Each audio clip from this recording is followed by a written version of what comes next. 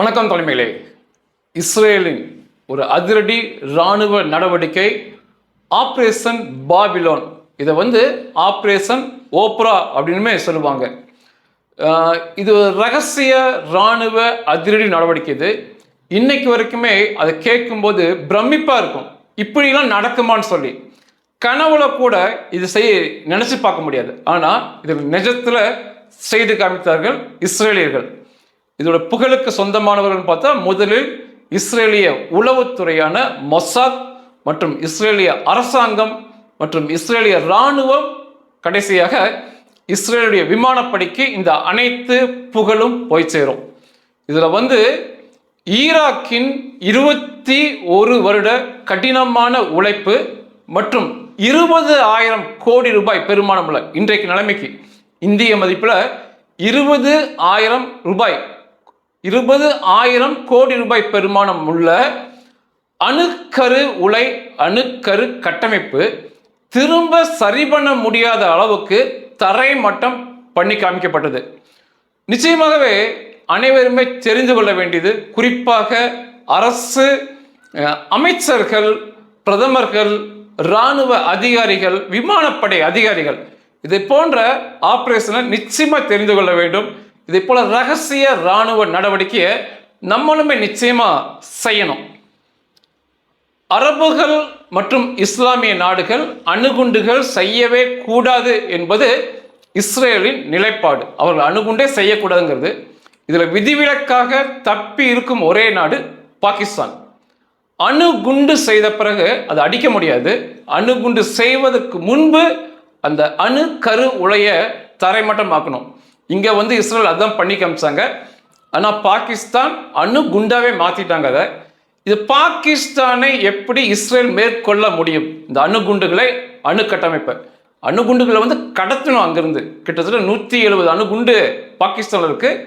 ரகசியமாக கடத்தணும், அணுக்கரு உலைய அடிக்கணும். இது இஸ்ரேலால் செய்ய முடியுமான்னு சொல்லி ஒரு தனி பதிவாக அடுத்து பேசலாம். இன்னைக்கு பேசினா இதுவே பெரிய பதிவாக இருக்கும், ரொம்ப பெரிய பதிவாக போயிடும். ஈராக் 1960களிலிருந்து இந்த அணுக்கரு உலையை நிறுவ வேண்டும் என்று முயற்சியோடு செயல்பட்டது. அணுக்கரு உலை மூலமாக மின்சாரம் தயாரித்து விநியோகிக்க வேண்டும், சிவில் பர்பஸ், மக்களுக்கானது என்று சொல்லி அதை மேம்படுத்தி கொண்டிருந்தாங்க 1960. அப்போ சதாம் ஹுசேன் ஈராக்ல ஆட்சியில் இல்லை. 1979 சதாம் ஹுசேன் வந்தார். சதாம் ஹுசேன் ஆட்சி காலத்தில் தான் அந்த அணுக்கரு உலை தரை மட்டம் ஆக்கப்பட்டது. அரபிய இஸ்லாமிய நாடுகளின் லட்சியம் அப்படின்னு பார்த்தீங்கன்னா அணுகுண்டு தான்.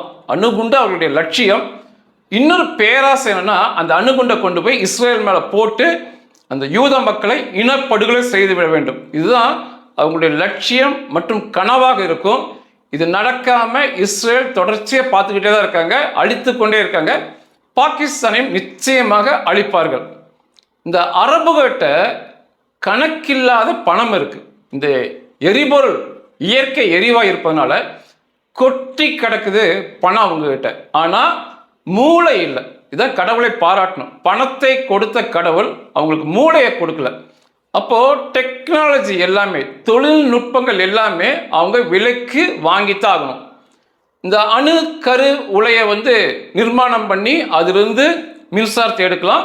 பின்னாளில் அவங்க அணுகுண்டு செய்வாங்க. அப்போ அதுக்கு தொழில்நுட்பம் வேணும், அதை நிறுவி கொடுக்கணும், இயந்திரங்கள்லாம் வேணும். அப்போ ஈராக் அந்த காலகட்டத்தில் முதல்ல பிரான்ஸ் நாட்டை அணுகுனாங்க. முதலில் பிரான்ஸ் மறுத்து விட்டது. அதுக்கப்புறம் இத்தாலி நாட்டை அணுகுனாங்க, இத்தாலியும் மறுத்து விட்டது. அதுக்கப்புறம் திரும்ப பிரான்ஸில் போய் சமாதானம் பண்ணி பேசி அவர்களுடைய அணுக்கரு உலை மற்றும் அதை கட்டி தருவது, பயிற்சி கொடுப்பது எல்லாமே நீங்கள் செய்யணும்னு சொல்லி பேசினாங்க. 1975 காலகட்டம் கடைசியில் நவம்பரில் பிரான்ஸ் நாட்டோட ஒரு புரிதல் ஏற்பட்டது. ஈராக்குக்கும் பிரான்ஸுக்கும் 2 அணுக்கரு உலை பிரான்ஸ் தரும். ஒன்று ஓஸ்ரிஸ் கிளாஸ் ரிசர்ச் ரியாக்டர் அப்படிம்பாங்க. இதுதான் மிகப்பெரிய அணுக்கரு உலை. இன்னொன்று LSIS ரியாக்டர்பாங்க. இது சிறியது. மொத்தம் 2 அணுக்கரு உலை பிரான்ஸ் கொண்டு ஈராக்கில் கொடுக்கணும். அதை நிர்மாணம் பண்ணி அந்த இடத்துல பொருத்தி கொடுக்கணும். இந்த எரிபொருள், அதாவது இந்த அணுக்கரு உலை இயங்குவதற்கு எரிபொருள் ஃபியூயல் பண்டல்ஸ் வேணும். அது வந்து 72 கிலோ 93% செறிவூட்டப்பட்ட யுரேனியம் 72 கிலோ கொடுக்கணும். அப்போ வந்து 2 அணுக்கரு உலை 72 கிலோ அதோட மூலப்பொருள். அதை மாட்டி கொடுத்துட்டு ஈராக்கிய விஞ்ஞானிக்கு பயிற்சி கொடுக்கணும். இதெல்லாம் பிரான்ஸ் செஞ்சு கொடுத்தனும். 1975 அதனுடைய மதிப்பு 300 மில்லியன் அமெரிக்க டாலர். இந்த ஒப்பந்தத்தை வந்து பேசினாங்க. 1976 இதை இறுதி செய்து ஒப்பந்தங்களில் கையெழுத்துலாம் போட்டுக்கிட்டாங்க இரு நாடுகளும். இன்றைக்கு மதிப்பில் நீங்கள் எடுத்துக்கிட்டீங்கன்னா இந்திய மதிப்பில் 15,000 கோடி ரூபாய் பெருமானம் வரும். இந்த ஒப்பந்தம் போட்டு அதுக்கான பணம் எல்லாம் பிரான்ஸுக்கு ஈராக் செலுத்தினாங்க. பிரான்ஸ் வந்து சில நிபந்தனைகள் சொன்னாங்க. அது ஏற்றுக்கொள்ளக்கூடிய நிபந்தனை தான். அவங்க என்ன சொன்னாங்கன்னா, எப்பொழுதுமே இந்த அணுக்கரு உலை மக்களின் பயன்பாட்டிற்கான மின்சாரத்தை மட்டுமே தயாரிக்கணும், வேறு எந்தவித இராணுவ பயன்பாட்டிற்கும் போகக்கூடாது. இது ஒரு நிபந்தனை. இந்த 72 கிலோ செறிவூட்டப்பட்ட யுரேனியம் 93% செறிவூட்டப்பட்ட யுரேனியம், இதுலேயே வெடிகுண்டு செய்யலாம். 93% செறிவூட்டிட்டாவே அது வந்து வெடிகுண்டை நோக்கி போயிடும். அந்த செறிவூட்டப்பட்ட யுரேனியத்தை ஒட்டு மொத்தமாக 72 கிலோ நாங்கள் தரமாட்டோம். முதல்ல 16 கிலோ தருவோம். அது வந்து அந்த மூலப்பொருள் மின்சாரம் தயாரிக்க பயன்பட்டு முழுக்க தீர்ந்து விட்டது என்று ஆதாரத்தோடு நிரூபித்தால் அடுத்த 16 கிலோ தருவோம். இதெல்லாம் பிரான்ஸ் போட்ட நிபந்தனை. இது சரியான நிபந்தனை தான். அந்த காலகட்டத்தில் ஈராக்குமே மிக சரியான நிபந்தனைகளுக்கு கட்டுப்பட்டு தான் நடந்துகிட்டு இருந்தாங்க. ஈராக் வந்து அன்றைக்கு அணு ஆயுத பரவல் தடை சட்ட ஒப்பந்தத்தில் கையெழுத்து போட்டு இணக்கமாக தான் இருந்தாங்க. சர்வதேச அணுசக்தி முகமை அந்த ஆய்வுக்கு கட்டுப்பட்டுமே இருந்தாங்க. அப்போ சதாம் ஹுசேன் அதுக்கப்புறம் பதவிக்கு வந்த பிறகு என்ன சொன்னார்னா, உலக நாடுகள், ஐக்கிய நாட்டு சபை யார் வேணாலுமே எப்பொழுது வேண்டுமானாலும் வந்து சோதனையிட்டு கொள்ளலாம் அந்த அணுக்கரு உலைய.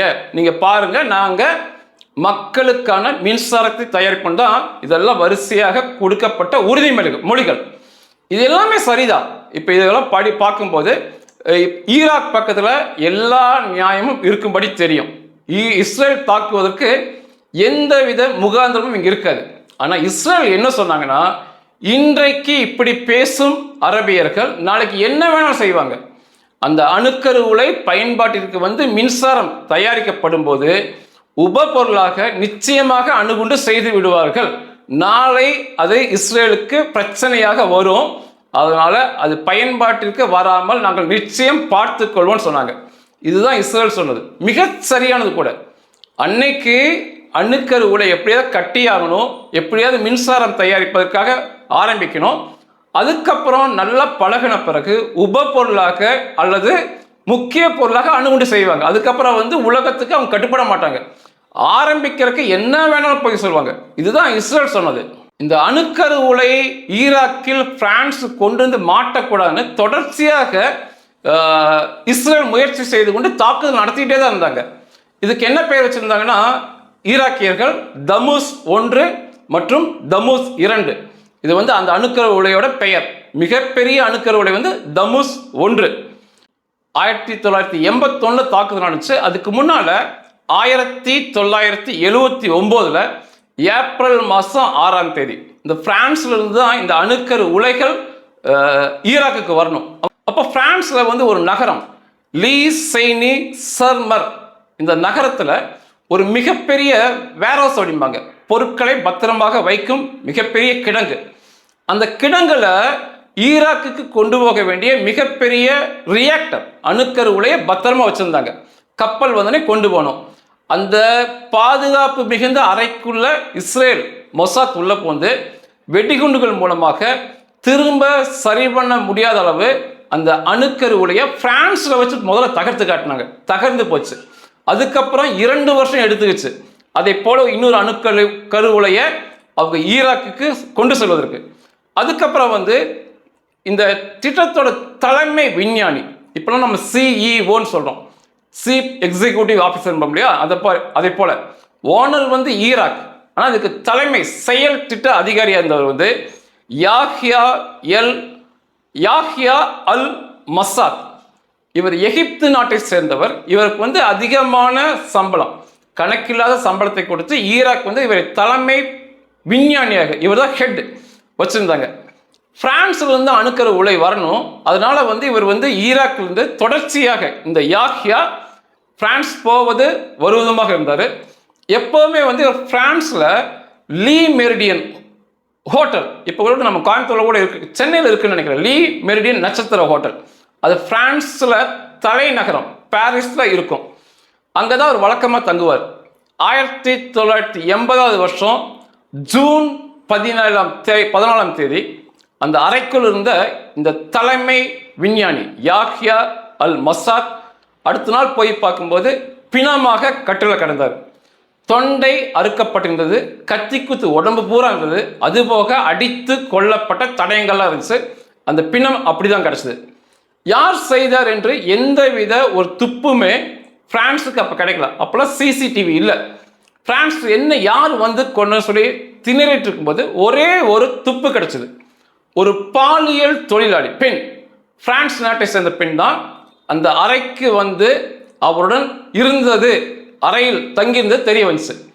பிரான்ஸுடைய காவல்துறை அந்த பெண்ணை கண்டுபிடித்து அணுகும் போது அதுக்கு சற்று முன்னால் அந்த பெண் பாலியல் தொழிலாளி பிரான்ஸ் நாட்டை சேர்ந்த பெண் பிரான்ஸுக்குள்ள வைத்து அடையாளம் தெரியாத வாகனத்தால் மோதி சிதறடித்து கொல்லப்பட்டார். எந்தவித துப்பும் இல்லாம அது அப்படியே முடங்கி போச்சு. யார் கொண்டான்னு தெரியவே இல்லை. எல்லாத்துக்கும் தெரியும் மொசாத் தான் பண்ணியிருக்காங்கன்னு சொல்லி, ஆனா நிரூபிக்க முடியல. அதுக்கப்புறம் 2 முக்கிய தலைமை விஞ்ஞானிகள், அந்த ஆளுக்கு அடுத்து வருகின்ற 2வது 3வது. ஒரு நபர் பேர் அப்துல் ரஹ்மான் ரசூல். இந்த தலைமை விஞ்ஞானி பிரான்ஸ் நாட்டில் வைத்து மதிய உணவு சாப்பிடும்போது அந்த உணவில் விஷம் வைத்து அந்த ஆள் கொல்லப்பட்டார். என்ன விஷம் கண்டுபிடிக்கல, யாரு வச்சான்னு கண்டுபிடிக்கல, துப்பு இல்லாமையே அந்த ஆள் செத்து போனார். அதுக்கப்புறம் சல்மான் ரஷீத், இந்த நபர் சுவிட்சர்லாந்தில் வச்சு மதிய உணவு அருந்தும் போது விஷம் வைத்து கொல்லப்பட்டார். அங்கேயுமே சுவிட்சர்லாந்துலையுமே எந்த துப்பும் கிடைக்கல. மொசாத் செய்கிறாங்கன்னு தெரியும், ஆனால் நிரூபிக்க முடியல பிரான்ஸால சுவிட்சர்லாந்துனால. இந்த பிரான்ஸ்லையும் சுவிட்சர்லாந்துலையும் ஒரே நாளில் ஒரே நேரத்தில் இந்த 2 தலைமை விஞ்ஞானிகள், அவருக்கு அடுத்து இருந்த விஞ்ஞானிகள் விஷம் வைத்து கொல்லப்பட்டார்கள். இன்னைக்கு வரைக்கும் அரபிய இஸ்லாமிய அணுக்கரு விஞ்ஞானிகள் 100க்கு மேற்பட்டவர்கள் மர்மமான முறையில் மரணம் அடைஞ்சிருக்காங்க. இது மொசாத்னு எல்லாருக்குமே தெரியும். இப்போ வரைக்கும் அதெல்லாம் நிரூபிக்க முடியாது. ஆனால் ஈராக்கும் பிரான்ஸும் இது ஒரு கௌரவ பிரச்சனையை எடுத்துக்கிட்டாங்க. நம்ம வந்து ஒரு அணுக்கரு உலையை கட்டித்தராங்கிறோம், ஒரு சின்ன நாடு இஸ்ரேல் நமக்கு இவ்வளோ தொந்தரவு உலகம் பூரா கொடுக்குறானே, இவனை நம்ம ஒரு கை பார்க்கணும்னு சொல்லி இது ஒரு கௌரவ பிரச்சனையை எடுத்துக்கிட்டு ஈராக்குமே பணத்தை கொட்டி கொடுத்து கொண்டே இருந்தனால இது எப்படியோ வந்து இது அணுக்கரு உலை ஒரு 90% கட்டுமானம் முடிந்த நிலைமைக்கு வந்துச்சு. இது வந்து ஒரு 1981 தான் இஸ்ரேல் தாக்குதல் நடத்தினாங்க. அதுக்கு முன்னால ஈரானுடைய விமானப்படை ஈராக்குக்குள் வந்து இதன் மேல் தாக்குதல் நடத்தினாங்க. ஆனால் பெரிய அளவு குண்டுகள் போட்டு சேதம் ஏற்படுத்த முடியல, போட்டுட்டு போயிட்டாங்க. அதை வந்து ஒரு சில மாதங்கள்லேயே பிரான்ஸ் விஞ்ஞானிகள் அந்த அணுக்கருவுடைய திரும்ப சரி பண்ணி அந்த கட்டமைப்பை 90% பூர்த்தி பண்ணி இன்னும் 1 அல்லது 2 மாதங்களில் அது மின்சாரம் தயாரிக்கும் அணுக்கரு உலை பயன்பாட்டிற்கான அணுக்கரு உலையா வரந்துச்சு. 90% முடிச்சிருந்தாங்க. அப்போ இஸ்ரேல் வந்து வேற வழியே இல்லை, இவ்வளோ அடிச்சுமே இவங்களுக்கு புத்தி வரல, அதனால வந்து இதை தரை மட்டமாக்க வேண்டும் என்று சொல்லி இந்த ஆப்ரேஷன் வந்து முடிவு பண்ணாங்க. இந்த இராணுவ நடவடிக்கை பேரு ஆப்ரேஷன் பாபிலோன் அல்லது ஆப்ரேஷன் ஓப்ரா, இந்த 2 பேர்லையுமே சொல்லுவாங்க. இந்த நம்ப முடியாத ஆப்ரேஷன் வந்து ஜூன் மாதம் 7ஆம் தேதி 1981 வருஷம் ஒரு ஞாயிற்றுக்கிழமை நடத்தப்பட்டது. இவங்க ஏன் ஞாயிற்றுக்கிழமை தேர்ந்தெடுத்தாங்கன்னா, பிரான்ஸோட விஞ்ஞானிகள் தான் அங்கே வந்து கட்டுமானத்தில் ஈடுபட்டது, பயிற்சி கொடுத்தது, 2மே அவங்க தான் பண்ணாங்க. கணிசமான பல 100 எண்ணிக்கையில் பிரான்ஸ் விஞ்ஞானிகள் இருந்தாங்க. மற்ற நாள் அடிச்சிருந்தா எல்லாருமே கொல்லப்பட்டிருப்பாங்க. ஞாயிற்றுக்கிழமை நிச்சயமா பிரான்ஸ் விஞ்ஞானிகள் வேலை செய்ய மாட்டாங்க, அதனால அந்த நாளை தேர்ந்தெடுத்தாங்க. தாக்குதல் நடந்த நேரம் மாலை 6 மணி, அதாவது வெளிச்சத்தை அடிச்சு காமிச்சாங்க முதல் முறையா மாலை 6 மணி. ஏன் மாலை 6 மணிக்கு அடிச்சாங்கன்னா, அந்த சமயத்தில் அந்த பகுதியில் ஈராக்குடைய இராணுவ பாதுகாப்பு படை வீரர்கள் ஷிஃப்ட் மாறுவது, ஒரு ஷிஃப்ட்டும் அடுத்த ஷிஃப்ட்டும் மாறுற நேரம், சாயந்தரம் வந்து தேநீர் மற்றும் ஸ்நாக்ஸ் சாப்பிட்ற நேரம். அதனால் அந்த பகுதி பூராமே விமான எதிர்ப்பு பீரங்கிகள் மற்றும் ரேடார்கள் குவித்து வைக்கப்பட்டிருந்த பகுதி. ஆனால் ஷிஃப்ட் மாறுற நேரத்தில் அதை இயக்குவதற்கு சரியான ஆட்கள் இருக்க மாட்டாங்க. இந்த இடம் வந்து ஈராக் தலைநகரம் பாக்தாத்திலிருந்து வெறும் 17 கிலோமீட்டர் போனால் வந்துடும். ஏன்னா பாதுகாப்பு மிகுந்த பகுதி, அச்சுறுத்தல் அதிகமாக இருந்துச்சு. அதனால அந்த பகுதியில் தான் அந்த அணுக்கரு உலை கட்டுமானம் முடிந்த நிலையில் இருந்துச்சு.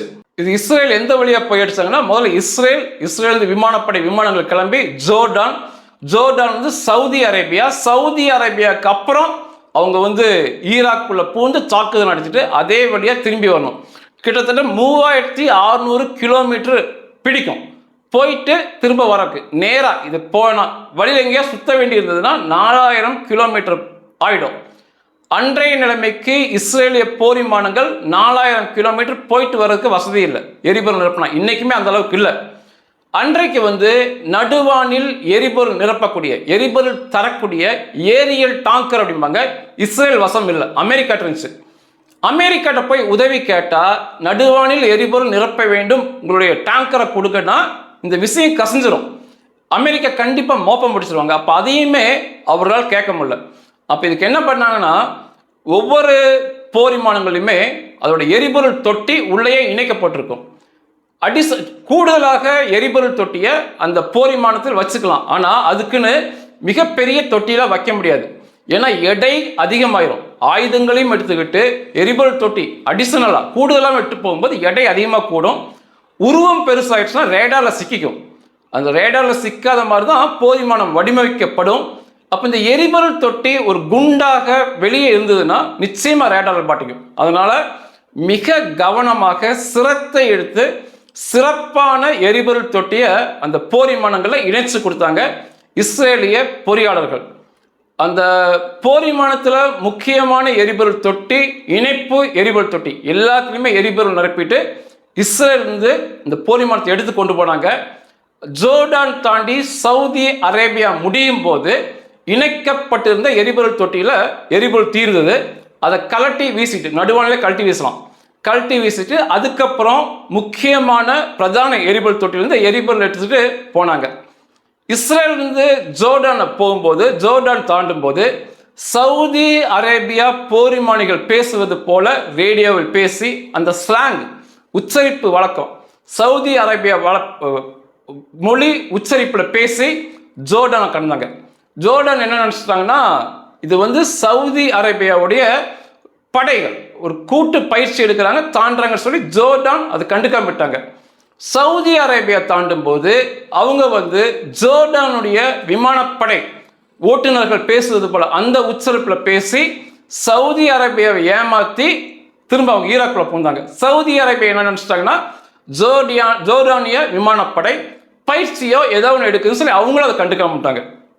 இந்த இடத்தை தாண்டும் போது அன்றைக்கு ஜோர்டானிய மன்னர் கிங் ஹுசைன் பாங்க, அவர் வந்து கடல்களில் வந்து ஒரு ஓய்வில் இருந்தார். அவரோட தலைக்கு மேலே தான் இந்த போர் விமானங்கள் கூட்டமாக பறந்து போச்சு. அவருக்கு வந்து பார்க்கும்போது அவரோட சத்தம் தோற்றத்தை வச்சு அது இஸ்ரேலிய போர் விமானங்கள் கண்டுபிடிச்சிட்டார். ஆனால் அது வந்து ஈராக்கு பூந்து அந்த அணுக்கட்டமைப்பை அழிக்க போதுன்னு அவர் யூகம் பண்ணார். ஆனால் அதை அவர் சொல்ல முடியல அவரால்.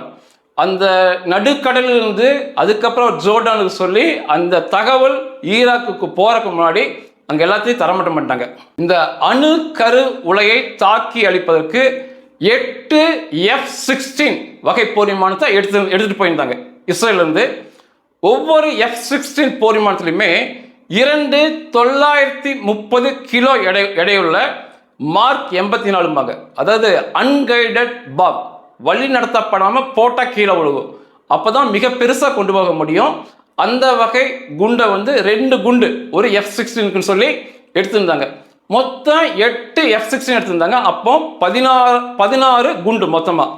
ஒரு குண்டு 930 கிலோ எடை இருந்துச்சுன்னா 16 குண்டு கணக்கு போடும்போது 14,000 800 கிலோ எடையுள்ள வெடிகுண்டுகள் அங்கே வந்து போடப்பட்டது. இந்த F-16 பாதுகாக்க F-15 போர் விமானம் 6 போர் விமானம் எட்டு போயிருந்தாங்க. மொத்தம் 14 போர் விமானம் போச்சு. ஏன்னா எரிபொருள் வந்து சரியாக போயிட்டு தாக்குதல் அடிச்சு திரும்பி வந்துடணும். இடையில வந்து அங்கே இங்கேயும் போய் சண்டை போட்டிருந்தா எரிபொருள் நிச்சயமாக காலி ஆகிடும். அதனால F-16 யாராவது தாக்குனா அதுக்கு சண்டை போடுறதுக்காக பக்க பலமாக F-15 வகை போர் விமானம் 6 கொண்டு போயிருந்தாங்க. இதுக்கு உறுதுணையாக 60 இஸ்ரேலிய விமானப்படை விமானங்கள் போச்சு. 60 விமானப்படை விமானங்கள். இது எதுக்குன்னா இந்த வழியில் இருக்க ரேடார்களை அந்த ரேடார் செயல்படாம தடுக்கணும், ஒட்டு கேட்கணும், அங்கே எது பேசினாலும் ஒட்டு கேட்கணும், தகவல் தொடர்பு மேற்கொள்ளணும், உளவு பார்க்கணும். இதெல்லாம் செய்யணும்னா போர் விமானம் அதோட இலக்கை நோக்கி போகும். சண்டை குண்டு போடணும், அதை மட்டும்தான் யோசித்து போர் விமானம் போயிட்டு இருக்கும். இதை போன்ற பிற காரியங்களுக்காக 60 இஸ்ரேலிய விமானப்படை விமானங்கள் போச்சு. ஒரு மிக பிரம்மாண்டமான ஒரு ஆபரேஷன் தான் இது. ஜூன் மாதம் 7ஆம் தேதி 1981 மாலை 4 மணிக்கு இஸ்ரேலிருந்து இந்த போர் விமானங்கள் மொத்தம் 74 போர் விமானம் மற்றும் சண்டை விமானங்கள் கிளம்பி போனாங்க. ஈராக்குக்கு கரெக்டாக மாலை 5:30 மணிக்கு போய் சேர்ந்தாங்க. அந்த அணுக்கரு உலகிட்ட, அதாவது பாக்தாத்திலிருந்து வெறும் 17 கிலோமீட்டர் தொலைவில் தான் இருந்துச்சு. மொத்தம் 8 F-16 16 குண்டுகள், அதில் 8 குண்டுகள் அந்த அணுக்கரு உலகின் மைய பகுதி கோர் அப்படிம்பாங்க, அதன் மேலேயே சரமரியாக போடப்பட்டது. மீதமுள்ள 8 குண்டுகள் அது பக்கத்தில் இருக்கிற மின்சார கட்டுமானங்கள், பிற பொருளை சேகரித்து வைச்சிருந்த இடங்கள், அதை போன்ற இடங்களுக்கு 8 குண்டு போடப்பட்டுச்சு. அது வந்து 90% நடைமுறைக்கு வந்துருந்துச்சு. எல்லாமே முடிச்சிருந்தாங்க. ஒரு சில மாதங்கள், 1 அல்லது 2 மாதங்களில் நடைமுறைப்படுத்த வேண்டிய அணுக்கரு உலை இது.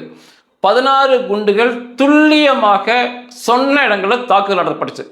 அவங்க வந்து எல்லாருமே சாயந்தரம் டீ குடிக்க போயிட்டனால திரும்ப விமான எதிர்ப்பு பீரங்கி மூலமாக எந்தவித தாக்குதல் நடத்தப்படல. பக்கத்திலேயே போர் விமானம் நிறுத்தி வச்சிருந்தாங்க. வந்தால் திருப்பி தாக்குவதற்கு அதையுமே அவங்களால் எடுக்க முடியல. அதுக்குள்ள கணக்கச்சிதமாக குண்டு போட்டாங்க. ஒவ்வொரு போர் விமானமும் 2 குண்டுகளை 930 கிலோ எடையுள்ள 2 குண்டுகள், ஒவ்வொன்றுமே அப்போ 2000 கிலோ வந்துடும். அணுக்கரு உலையில் போட்டுக்கிட்டு நகர்ந்துடும் ஒரு போர் விமானம். அதுக்கப்புறம் 5 வினாடி கழித்து அடுத்த போர் விமானம் போய் போடும். அதுக்கடுத்து 5 வினாடி கழித்து அடுத்த போர் விமானம் போகும். இப்படி 8 போர் விமானம் குண்டுகளை சரியாக இடம் பார்த்து போட்டு முடிக்கிறதுக்கு துல்லியமாக 2 நிமிஷத்தில் முடிச்சுக்கிட்டாங்க. 21 வருட உழைப்பு, 20,000 கோடி ரூபாய் மதிப்புள்ள பெருமானமுள்ள கட்டமைப்புகள் எல்லாமே 2 நிமிஷத்தில் முடிஞ்சு, அதுக்கப்புறம் வெற்றிகரமாக எந்தவித பதில் தாக்குதலும் இவர்கள் மேல் நடத்த முடியல. இரவு 8:30 மணிக்கெல்லாம் இஸ்ரேலிய போர் விமானங்கள் மற்ற விமானங்கள் இஸ்ரேலிய விமான தளத்துக்கு வந்து சேர்ந்துருச்சு. அன்னைக்கு இரவு உணவை இஸ்ரேலிய விமானப்படை ஓட்டுநர்கள் பிற கூட போனவங்க எல்லாமே இரவு விருந்துக்கு அவங்க வீட்டுக்குள்ளேயே போயிட்டாங்க. இந்த அளவுக்கு துல்லியமாக, இந்த அளவுக்கு வேகமாக 4 மணிக்கு, மாலை 4 மணிக்கு எடுத்து இஸ்ரேலிருந்து எடுத்து வரலாறுக்கான தாக்குதல் முடிச்சுட்டு இரவு 8:30 மணிக்குள்ள வீட்டுக்கு போய் சேர்ந்தாங்க. உண்மையாகவே கனவில் கூட தான் நம்ம நினச்சி பார்க்க முடியும். இவ்வளோ பெரிய தாக்குதலை, இத்தனை தொடர் தாக்குதலை நிஜத்தில் செஞ்சு காமிச்சாங்க. இது வந்து ஒரு டூ ஆர் டை மிஷன் சொல்லுவாங்க. ஏன்னா எரிபொருள் பத்துமா பத்தாதான்னு சொல்லி ஒரு பயத்திலே தான் போனாங்க. வழியில் மாட்டிக்கொள்ள வேண்டிய நிர்பந்தம் இருந்தது. அப்படி மாட்டிக்கிட்டாங்க. போர் விமானத்தை விட்டு வெளியே குதிக்க வேண்டிய விமானிக்கு சூழல் வருங்கிறதுனால அனைத்து விமானிகளுக்கும் ஈராக்கிய பணம் நல்ல கணிசமாக கொடுக்கப்பட்டுச்சு. தப்பி தவறி கீழே விழும் சூழல் இருந்தால் அந்த பணத்தை பயன்படுத்தி எப்படியாவது வந்துருங்க, அதை ஈராக்கை விட்டு தாண்டிட்டா போதும். அதுக்கப்புறம் சவுதிக்குள்ளே வந்துட்டாலும் பயம் இல்லை, ஜோர்டானில் வந்தாலும் பயம் இல்லை, மரண தண்டனை கொடுக்க மாட்டாங்க. ஈராக்கில் பிடிச்சிருந்தா மரண தண்டனை கொடுப்பாங்க. அதனால பணத்தை பயன்படுத்தி வெளியே வாங்கன்னு சொல்லி பணத்தை கொடுத்துருந்தாங்க. இதில் இஸ்ரேலிய சின்ன நாடு எகிப்து, பிரான்ஸு, சுவிட்சர்லாந்து மற்றும் ஈராக், இந்த 4 நாடுகளை எதிர்த்து செயல்பட்டிருக்கு. இந்த 4 நாடுகளுக்குள்ளே இந்த 4 நாடுகளுக்குள்ளுமே தாக்குதல் நடத்தப்பட்டுச்சு. எகிப்திய விஞ்ஞானி தான் கொல்லப்பட்டிருந்தார். இதுக்கு பிரான்ஸ் என்ன சொன்னாங்கன்னா, கட்டி தருவது எங்களுடைய வேலை மற்றும் அந்த பொருட்களை தருவது எங்களுடைய வேலை, பாதுகாப்பெல்லாம் ஈராக் தான் பார்த்துக்கணும், அதனால தரைமட்டமானதுக்கு நாங்கள் ஒன்றுமே பண்ண முடியாது அப்படின்னு சொல்லி அதுலேருந்து அவங்க விலகி போய்கிட்டாங்க. திரும்ப சரி பண்ண முடியாத அளவு, திரும்ப கட்ட முடியாத அளவு அந்த பகுதி தரை மட்டம் சர்வ நாசம் பண்ணு, கிரவுண்ட் ஜீரோம்பாங்க, அந்த மாதிரி பண்ணிக்கிட்டாங்க. அத்தனை அரபிய இஸ்லாமிய நாடுகளும் ரொம்ப கவலையோட பார்த்தாங்க. ஈராக் எப்படியாவது அணுகுண்டு செஞ்சிரும், அணுகுண்டு போடுன்னு நினைச்சிருந்தாங்க. சதாம் ஹுசேன் தன்னுடைய வாழ்க்கையில மிகப்பெரிய சோகத்துக்குள் போன நாளா இதை சொல்லுவாங்க. நம்ப முடியாம பார்க்கப்பட்ட சதாம் ஹுசேனுக்கு கவலையை கொடுத்த நாள் அப்படின்னு சொல்லுவாங்க. இதோட இவ்வளோ பெரிய தாக்குதல் தொடர்ச்சியாக நடந்தது. இது இஸ்ரேலிய மொசாத் ஒரு பொழுதுமே அந்த காலகட்டத்தில் ஒத்துக்கொள்ள. அதுக்கப்புறம் ஒரு பேட்டி தரும்போது அன்றைக்கு இஸ்ரேலிய பிரதமராக இருந்த மனேசம் பேகின் அப்படிம்பாங்க, அவர் என்ன சொன்னார்னா, பிரான்ஸுக்கு ஒரு பாடத்தை கற்றுக் கொடுத்தோம். பிரான்ஸ் இஸ்ரேலுக்கு எதிர்ப்பாக செயல்பட்டு இந்த அரபியருக்கு துணை போனால் என்ன நடக்கும்னு சொல்லி பிரான்ஸுக்கு ஒரு பாடம் கற்றுக் கொடுத்தோம் அப்படின்னு ஏற்றுக்கொண்டார். இந்த 1981 இந்த தாக்குதல் நடத்த போது இஸ்ரேலிய பிரதம மந்திரியாக மனேசம் பேகின் இருந்தார். அவர் தான் இஸ்ரேலிய பாதுகாப்பு மந்திரியாக இருந்தார். பிரைம் மினிஸ்டர், டிஃபென்ஸ் மினிஸ்டர் ரெண்டுமே அவர் தான் இருந்தார். இதில் அனைத்து புகழுக்குமே இவர் ஒரு சொந்தக்காரர் வருவார். அன்னைக்கு இஸ்ரேலுடைய முப்படை தளபதியாக ரஃபேல் ஈத்தான் அப்படிங்கிற முப்படை தளபதி இருந்தார். அன்னைக்கு இஸ்ரேலுடைய விமானப்படை தலைமை தளபதியாக மேஜர் ஜெனரல் டேவிட் ஐவரி இருந்தார். நிச்சயமாக இந்த ஆப்ரேஷன் எனக்கு ரொம்ப பிடிச்ச ஆப்ரேஷன். இதெல்லாம் இப்படி செய்ய முடியுமா அப்படின்னு உட்கார்ந்து சிந்திச்சோம்னா இது செய்ய முடியாது, இதெல்லாம் வாய்ப்பே இல்லை அப்படிங்கிற மாதிரி தோணும். ஆனால் மிகச்சரியாக திட்டமிட்டு செய்யும் போது எதுவுமே சாத்தியம் சொல்லி இந்த ஆப்ரேஷன் புரிய வைக்கும். அதே போல் ரூத்லெஸ்ஸாக ஒரு முடிவெடுத்துக்கிட்டா அவங்க என்ன சொல்லுவாங்க, இவங்க என்ன சொல்லுவாங்க, இதெல்லாம் கவலைப்படாமல் இஸ்ரேல் தான் நினைத்ததை ரொம்ப கொடூரமாகவும் செஞ்சு முடிச்சிருந்தாங்க. நம்மமே இதிலிருந்து நிறைய பாடம் கற்றுக்கிட்டோம். இன்றைக்குமே பாகிஸ்தானில் 170 அணுகுண்டுகள் இருக்குது, அணு கட்டமைப்பு அணு கரு உலைகள் இயங்கிட்டு இருக்கு. இன்னும் நம்ம ஒன்றும் செய்யாமல் இருக்கோம். அது எனக்கு நிச்சயமாக மிகப்பெரிய வருத்தத்தை கொடுக்கும். நன்றிகள்.